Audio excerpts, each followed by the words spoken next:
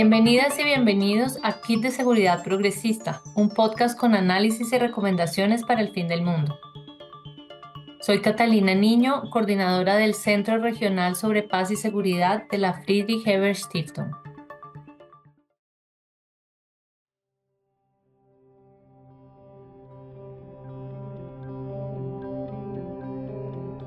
En la madrugada del 3 de enero de 2026, un equipo de las Fuerzas Especiales de Estados Unidos capturó a Nicolás Maduro y a su esposa Cilia Flores y los llevó ante la justicia de ese país por cargos de narcotráfico y otros delitos.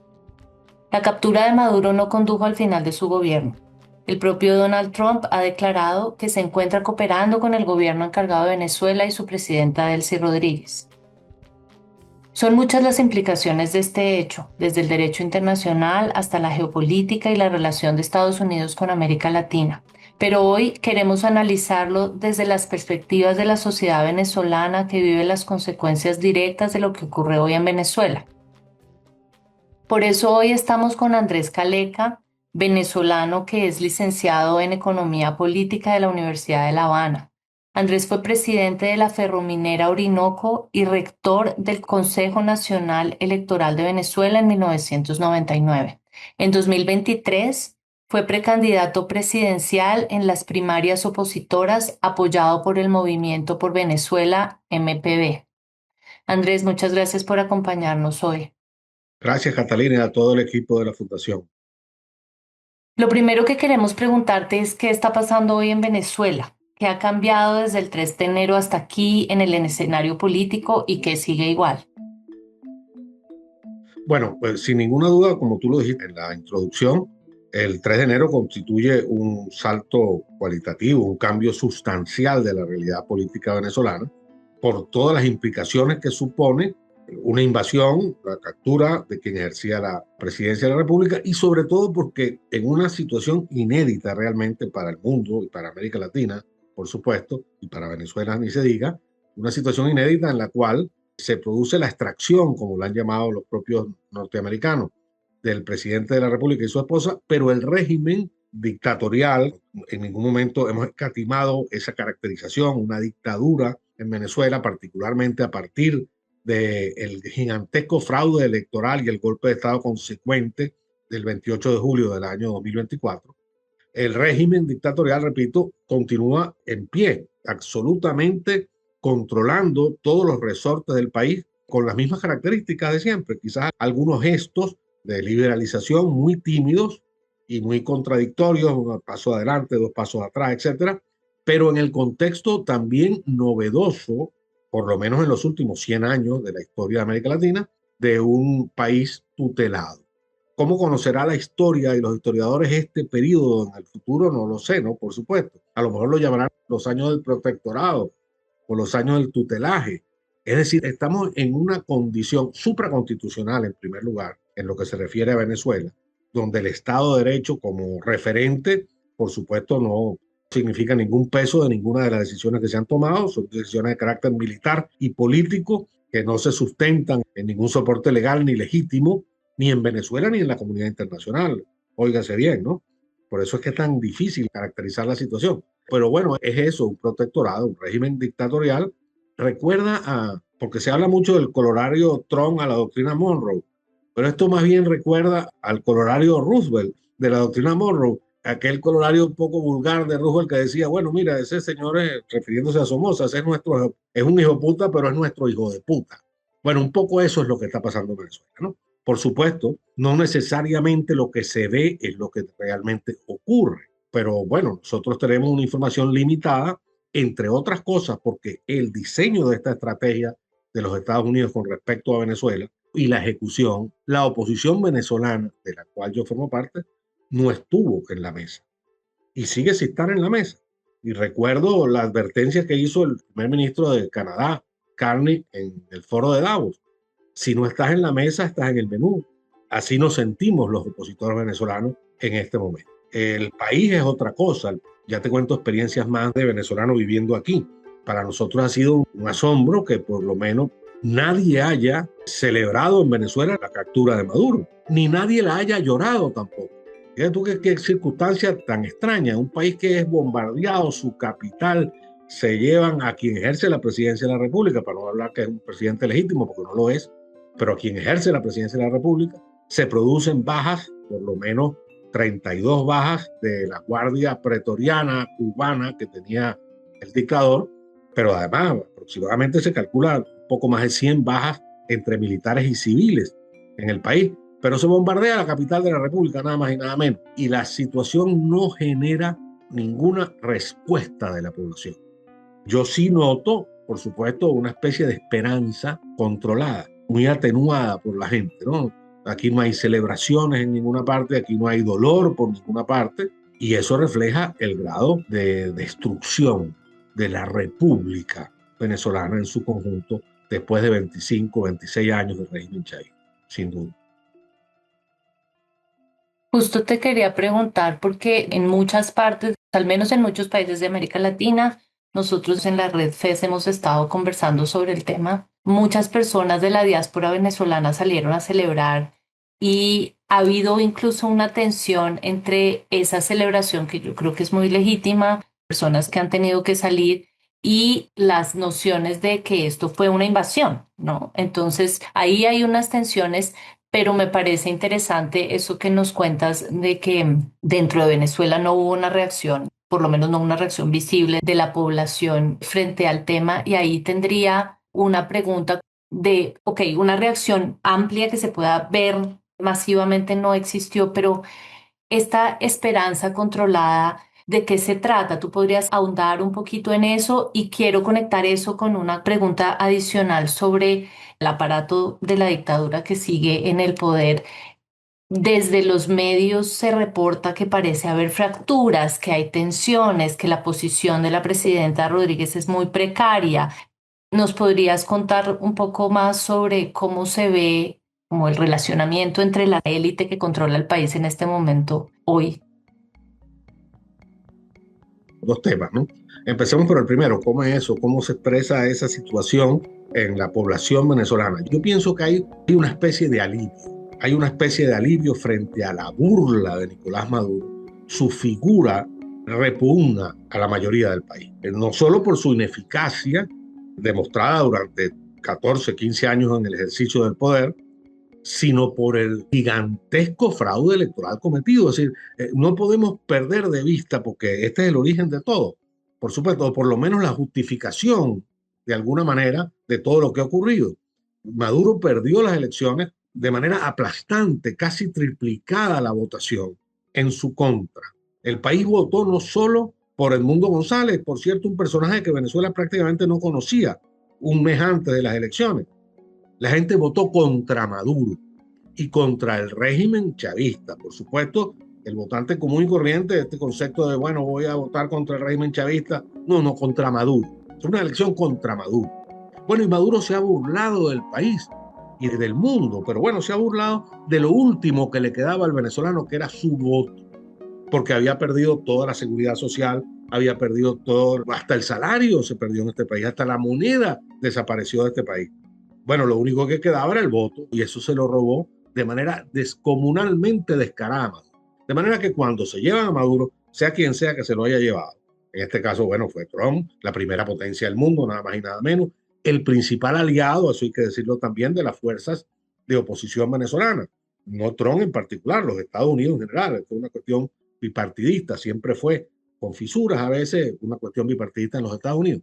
Pero bueno, independientemente de quién se llevó a Maduro, un alivio de que alguien se haya llevado a Maduro. Yo lamento que la oposición venezolana no ha sido capaces de cobrar nuestra victoria y de producir el cambio. Lo lamento sinceramente. Hubiera preferido otra manera, pero bueno, es lo que ocurrió y los hechos son los hechos. Ahora, ¿qué ocurre a partir de ahí? Bueno, ocurre por supuesto una sensación de alivio, de reparación y un panorama absolutamente novedoso en el cual la dictadura del chavismo, de ampliarlo más allá de Maduro, continúa en pie, absolutamente consolidada, digámoslo así, y bajo nada más nada menos que la protección de quien era nuestro principal aliado, o quien es nuestro principal aliado, en un proceso que el aliado, repito, en el cual la oposición venezolana no ha estado sentada, pero una estrategia que el aliado la establece en 3 etapas. Una etapa, voy a repetir lo que dijo Marco Rubio directamente, el secretario de Estado de los Estados Unidos, una etapa de estabilización seguida de una etapa de recuperación económica y que debe culminar en una transición. Por cierto, ¿una transición hasta dónde? Eso no está claro, ¿no?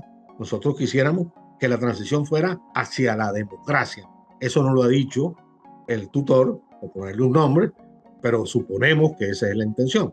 Pero tampoco se ha dicho en qué consiste esta etapa y cuánto dura esta etapa de estabilización, esta etapa de recuperación y cuándo comenzará la transición. Porque lo cierto, y entonces ahora vamos a afrontar la segunda parte de tu pregunta, lo cierto es que en Venezuela no ha comenzado una transición a la democracia, por lo menos no sabemos si una transición a otra cosa que no conocemos, pero una transición a la democracia, tal como lo demuestra toda la experiencia histórica, universal y venezolana en particular, que ha vivido varias transiciones a lo largo de su historia, de su terrible historia. Una transición comienza cuando la liberalización, si es hacia la democracia, cuando la liberalización del régimen autoritario comienza. Es el inicio del proceso. Y eso no ha ocurrido en Venezuela. En Venezuela en este momento todo el aparato represivo del Estado está intacto, tanto desde su base jurídica hasta llegar a todos los organismos represivos.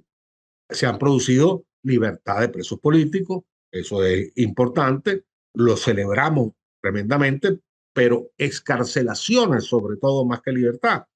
Los presos han salido con medidas cautelares que no significan que han sido amnistiados, ni sobreseídas sus causas, sino con restricciones, algunos de ellos incluso de prisión domiciliaria.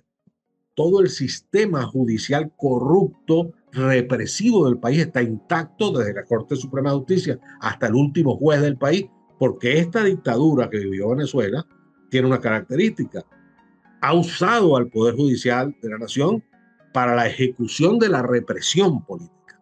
Y eso es muy importante. Por ejemplo, ahora se discute una ley de amnistía que ellos han promovido para dar sensación de, bueno, de que quieren caminar hacia una liberalización del país. Bueno, esa ley de amnistía, por supuesto, tiene una gran debilidad, como toda ley de amnistía. ¿Quién determina que en cada caso se aplica la ley de amnistía frente a un preso en particular? Bueno, los jueces que lo metieron preso. Mientras no se desmonte el aparato represivo, mira, hay una cosa que posiblemente en el exterior no se sabe. Maduro, al parecer, antes de irse, no sé cuándo y cómo lo hizo, pero es el cuento oficial, firmó un decreto de conmoción exterior. Ese decreto de conmoción exterior que está previsto en la Constitución supone la suspensión de todas las garantías constitucionales. Bueno, ese decreto está vigente en Venezuela.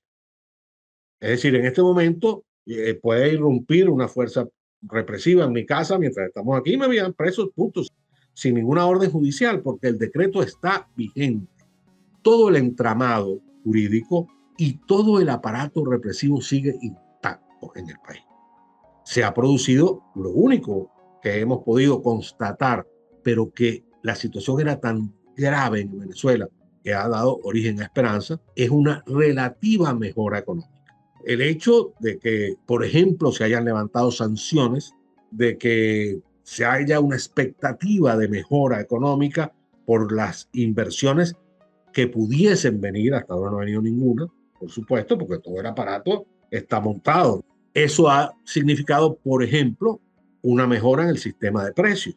Ha significado que existía en Venezuela una dualidad con respecto a la divisa terrible, el dólar oficial, que no se correspondía en absoluto con lo que era el dólar real y el cambio real de las divisas, y en consecuencia una distorsión económica gigantesca. Bueno, eso se ha reducido, esa brecha cambiaria se ha reducido, y bueno, hay una sensación, una expectativa positiva en la gente. Pero los salarios siguen siendo los mismos. Quiero decirte, por ejemplo, que el salario mínimo en Venezuela en este momento es 0,40 centavos de dólar al mes.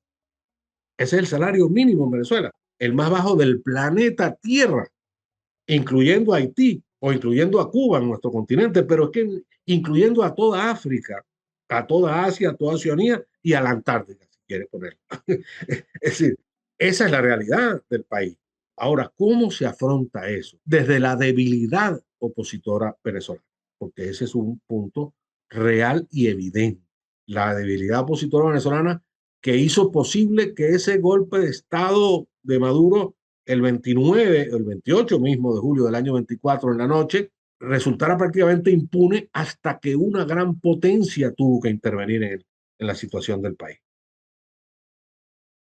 Justo en esa línea, Andrés, una pregunta es, pensando en expectativas, ¿cuáles escenarios proyectan a futuro, tanto dentro de Venezuela como en términos de la relación con Estados Unidos, con Venezuela y con la región, teniendo en cuenta que no es claro que el objetivo de los Estados Unidos sea apoyar una transición democrática? Sí, por lo menos de la administración Trump en este momento, ¿no? No hablemos de los Estados Unidos en general. Pero bueno, qué bueno porque ahora esto me permite responder un tema que nos quedó en el tintero. Uno, ¿cómo veo el futuro? El problema de tratar de ver el futuro y los escenarios desde la oposición venezolana es que tenemos dos cajas negras enfrente. Cuando digo caja negra, porque no la conocemos en profundidad y porque sobre todo no tenemos ninguna incidencia sobre ella, es la política de los Estados Unidos. O sea, ¿qué puede pasar en los Estados Unidos? La oposición venezolana, por supuesto, allí no tiene ninguna incidencia, es absolutamente irrelevante. Resistir pensando que la política norteamericana dará un vuelco en los próximos meses, gracias a las elecciones del midterm, que las va a perder Trump, que si a lo mejor eso es un impeachment, o que Trump se convierte en un pato cojo, y bueno, las cosas cambiarán. Bueno, que eso es posible. Ahora, la oposición venezolana sobre eso no tiene nada que hacer. Somos unos observadores inertes, sencillamente. Y en la otra caja negra, sobre la cual la oposición venezolana tampoco tiene influencia, es lo que pueda estar ocurriendo en el interior del chavismo. Y es lo que quedó en el tintero. ¿Qué está ocurriendo allí? Allí tienen que estar ocurriendo porque ocurren en la naturaleza social y biológica, ocurren contradicciones todo el tiempo. Es la forma de comportarse tanto las sociedades, sus agrupaciones, como la naturaleza en su conjunto. Desde Hegel para acá lo sabemos. ¿Entiendes? Ahora, allí hay contradicciones. ¿Cuáles son esas contradicciones? ¿Y qué consecuencias traerán? La oposición venezolana? De nuevo, es absolutamente espectadora frente a eso. Gracias a su debilidad, nosotros no hemos podido ni conocer cuál es la profundidad de esas contradicciones que seguramente existen y mucho menos influir en ellas hasta ahora. ¿Por qué somos una oposición débil? Además, en este momento, dividida, porque esa gran coalición nacional, electoral, pacífica, constitucional, que dio el triunfo a Edmundo González en las elecciones del 28 de julio, en este momento no existe. Está fracturada. Fíjate tú, en un momento en el cual se necesitaba o se necesita más que nunca. Y entonces una de las grandes tareas que tiene planteada la oposición es intentar recomponer su unidad interna y su conexión con el resto de la sociedad, como lo logró prácticamente de manera espontánea el 28 de julio. Porque vamos a estar claros, el 28 de julio esta oposición no era una oposición poderosísima. Estaba unida, por supuesto, pero logró que la gente saliera a votar. Ahora, ¿cómo lograr que la gente ahora pueda salir a exigir la transición y a encaminar la transición? Ya es un tema más complejo que una elección. Una elección es un tema más emocional. Este es un tema más de organización, de movilización, de difusión de un mensaje propio, porque no hay un mensaje propio de la oposición. Aquí tenemos al señor Trump y a la señora Delcy Rodríguez. La oposición prácticamente es irrelevante frente a lo que ha ocurrido, o ha sido irrelevante frente a lo que ocurrió. María Corina Machado, por lo menos la 10 más visible, la que tiene más apoyo popular en este momento, fue excluida de esta ecuación directamente, además claramente por el señor Trump. Mire, nosotros pensamos, analizamos la situación y esta señora no garantiza la estabilización, no tiene el respeto del país. Imagínate tú hasta dónde llegó Trump. Claro, Trump, tú sabes cómo habla, ¿no? Pero bueno, en la práctica es lo que ha ocurrido. En la práctica lo que ha ocurrido es una relación permanente entre el tutor y el tutelado. Y allí no está la oposición venezolana. ¿Cómo superar la irrelevancia? Es nuestra gran tarea en este momento. Y superar la irrelevancia tiene que partir por reconocer que somos irrelevantes. Si creemos que nos la estamos comiendo, si creemos que esto es consecuencia de que, bueno, esto ya se acabó vamos a equivocarnos una vez más, porque nos hemos equivocado mucho, obviamente en 27 años, ¿no? Si no nos hubiéramos equivocado, estaríamos en el gobierno. Esos son los retos que están en el tintero, en el panorama, es lo que el país espera de nosotros, ese país que está expectante. ¿Por qué la esperanza de la población yo la catalogo como una esperanza contenida? Porque la esperanza no es que Delcy resuelva el problema, que el chavismo resuelva el problema. El país está claro que por ahí no es. Ahora es contenida porque no sabe para dónde ver. Tiene que ver una alternativa. Una alternativa aquí, no Trump. Trump está en Mar-a-Lago ahorita. Hoy es viernes, ¿no? Hoy no, hoy es jueves. Se va esta noche. El problema del venezolano es quiénes estamos aquí y quién es la esperanza aquí real. Eso es lo que hay que construir. Y esa visión comienza por reconocer que la estabilización real de la situación del país, la recuperación económica real se aspira y que todos aspiramos, supongo que el chavismo también, solo será posible si se comienza a transitar hacia un régimen democrático de libertades y de Estado de Derecho. Eso es de libro. Lo dice Andrés Caleca desde una posición de centro político hacia de izquierda, qué sé yo, como me quieras llamar, pero lo dice el CEO de Exxon Mobil en la reunión con Trump. ¿Cómo invierto en un país que no tiene seguridad de ningún tipo? Y eso es el tema de las dictaduras frente a la democracia, que es, vamos a estar claros, la contradicción fundamental de estos años que estamos viviendo y que nos han tocado vivir en el mundo, solo en Venezuela. Andrés, y una última pregunta es, esta transición necesaria, ¿tú sientes que se están empezando a dar algunos pasos? Este tema de cómo construir una unión nuevamente en la oposición venezolana, cómo relacionarse con este tutor para empujar esta discusión un poco en esta dirección que tú planteas. ¿Tú percibes que se están dando pasos o está todavía demasiado en sus inicios? Como un horizonte temporal, ¿tú imaginas que esto puede tener una salida en, no sé, en los próximos breves 2 años, o en realidad la debilidad de la oposición y la postura hasta ahora del tutor hacen que esto sea una cosa de más mediano plazo? Empecemos por esto último. Hacer predicciones en política es la peor profesión del planeta Tierra. Y si las predicciones incluyen un cronograma, menos. Los cisnes negros son casi la normalidad en la política. Sabemos que esto es una incertidumbre tremenda. Yo no sabría decirte que hay factores encontrados, fuerzas en pugna encontradas. Unas fuerzas en pugna débiles hasta este momento por una transición y unas fuerzas por el estancamiento de la situación. Es la lucha evidente entre demócratas y autoritarios. ¿Qué papel va a jugar el tutor? Porque estamos bajo una teoría, te repito, somos observadores, esperamos en sus palabras, no parece que hay prisa, en las palabras del tutor me refiero, y por supuesto en la señora Delcy menos, ¿no? Y en el chavismo mucho menos. Está entonces en nuestras manos y en las manos del país, porque no solo es de las fuerzas políticas, es de la sociedad venezolana en su conjunto, más allá de los partiditos que la componemos. Y entonces, ¿qué pasos se están dando? Bueno, están comenzando a darse pasos. Voy a usar casi tus palabras. Se están comenzando a dar pasos. Tímidos todavía, estamos todavía bajo un sistema represivo terrible. Todos estamos viendo hasta dónde nos podemos mover. El objetivo común creo que todo el mundo lo tiene claro. Queremos caminar hacia la democracia. De este lado me refiero, desde el lado de la sociedad y de los partidos venezolanos.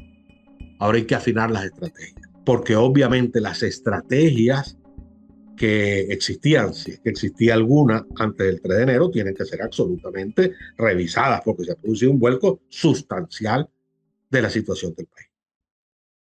Muchas gracias, Andrés, por este análisis muy interesante. Para cerrar, nosotros siempre le preguntamos a nuestros invitados qué añadirían a nuestro kit de seguridad progresista para entender lo que sucede hoy en Venezuela. Puede ser una serie, una canción, un libro, una película. ¿Qué quisieras añadir a nuestro kit? Añadiría la revisión de la historia. en el caso de Venezuela particularmente, de nuestra propia historia. Cómo han sido los procesos de transición anteriores y cuál fue el punto de inflexión de esos procesos. Por lo menos en los dos últimos, la transición entre la dictadura, el régimen gomecista que dominó prácticamente la mitad del siglo XX en Venezuela, hacia el régimen civil y democrático del año 58, y luego la transición entre la dictadura prejimenista y este régimen civil, tienen una característica común: la movilización del país, las masas en la calle, la gente exigiendo, el país exigiendo un cambio de rumbo. Los regímenes dictatoriales casi nunca se desmantelan por propia voluntad. Puede que haya un caso en la historia, quizás el soviético, no lo sé, no soy un especialista, pero en nuestra historia no ha ocurrido por propia voluntad. Ha sido consecuencia de la presión ciudadana. Y si algo requerimos consolidar en el país, es esa voluntad del país convertida en una fuerza política capaz de hacer avanzar la situación. Muchas gracias, Andrés. Esperamos que lo que venga para Venezuela esté marcado por el diálogo, la participación masiva de la sociedad y un retorno a la democracia. Muchas gracias. Gracias a ustedes. Gracias, Catalina. Gracias, María Alejandra, a toda la Fundación. Una gran oportunidad.